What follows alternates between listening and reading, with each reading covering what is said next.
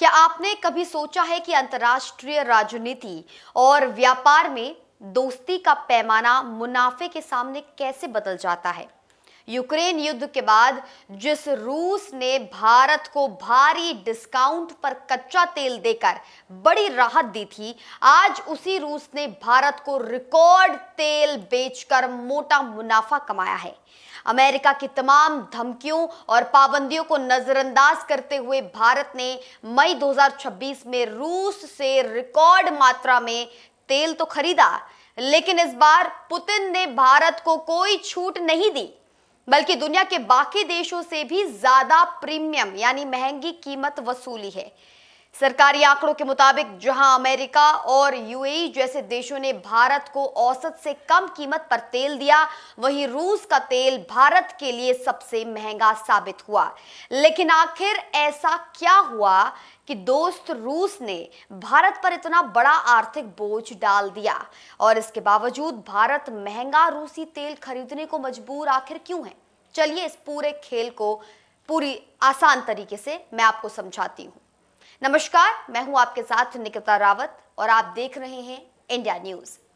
देखिए, इसे समझने के लिए हमें यहाँ पर समझना होगा वाणिज्य मंत्रालय यानी कि कॉमर्स मिनिस्ट्री के उन आंकड़ों को जो भारत की जेब पर पड़े भारी बोझ की गवाही दे रहे हैं।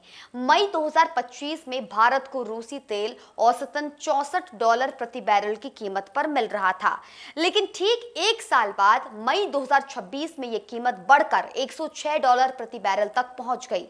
कीमत का यह झटका इतना बड़ा था कि पिछले साल के मुकाबले भले ही भारत ने रूस से 2% कम तेल मंगवाया, लेकिन उसके बदले चुकाई गई रकम में 83% का भारी भरकम उछाल आ गया।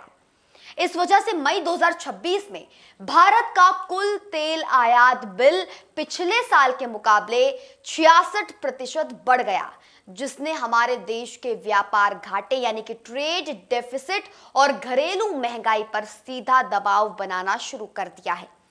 अगर मात्रा के हिसाब से देखें तो आज भी भारत के कुल तेल आयात में अकेले रूसी तेल की हिस्सेदारी 40.5% है, लेकिन कीमत के मामले में चीन और भारत की रूस पर बढ़ती निर्भरता का फायदा उठाते हुए पुतिन ने प्रीमियम वसूलना शुरू कर दिया है। आज हालत यह है कि भारत को दुनिया के बाकी देशों से औसतन $870 प्रति टन के भाव से तेल मिल रहा है, जबकि रूस इसी तेल के लिए भारत से $916 प्रति टन वसूल रहा है, यानी सीधे $46 प्रति टन का एक्स्ट्रा मुनाफा। अब आपके मन में यह सवाल जरूर उठ रहा होगा कि जब रूसी तेल इतना महंगा पड़ रहा है तो भारत इसे लात मारकर किसी और देश से तेल क्यों नहीं खरीद लेता?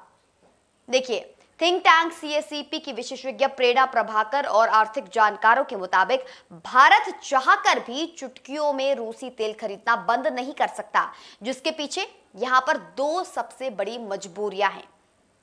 पहला क्या है? पहला है भारतीय तेल रिफाइनरों के ने यहां पर जो पिछले कई महीनों से लगातार रूसी तेल को यहां पर साफ किया है और अपनी मशीनों व सिस्टम को उसी तेल के हिसाब से उन्होंने ढाल रखा है।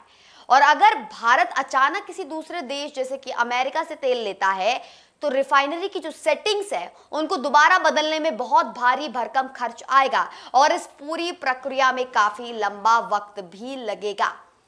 दूसरी मजबूरी क्या है उसके बारे में भी चर्चा कर लें तो भारतीय तेल कंपनियों ने जब पूरा हिसाब किताब लगाया तो उन्हें समझ आया कि भले ही रूस आज महंगा तेल बेच रहा है, लेकिन रिफाइनरी के पूरे सिस्टम को बदलने में जो करोड़ों का खर्च आएगा उसके मुकाबले महंगा होने के बाद भी रूसी तेल उनके लिए ज्यादा व्यावहारिक और सस्ता पड़ रहा है। हालांकि भारत अब अपने सारे अंडे एक ही टोकरी में नहीं रख रहा। अपनी रणनीति बदलते हुए भारत ने अब वेनेजुला और ईरान जैसे उन देशों से भी तेल खरीदना शुरू कर दिया है जिन पर पहले पाबंदियां लगी हुई थी। जब अमेरिका ने वेनेजुला को तेल एक्सपोर्ट की इजाजत दी तो भारत ने अप्रैल 2026 में वहां से $5 मिलियन का जो तेल है उसे मंगवाया और जिसे मई में बढ़ाकर $984 मिलियन यहां पर कर दिया गया। तो आखिर में दर्शकों, पूरी बात का जो निचोड़ है वो ये है कि वैश्विक बाजार में कोई भी देश किसी का स्थायी दोस्त या दुश्मन नहीं होता। वहां सिर्फ अपने देश का हित और मुनाफा देखा जाता है। रूस ने भले ही संकट के समय भारत की मदद की हो, लेकिन आज वो बाजार की स्थिति का पूरा फायदा उठा रहा है।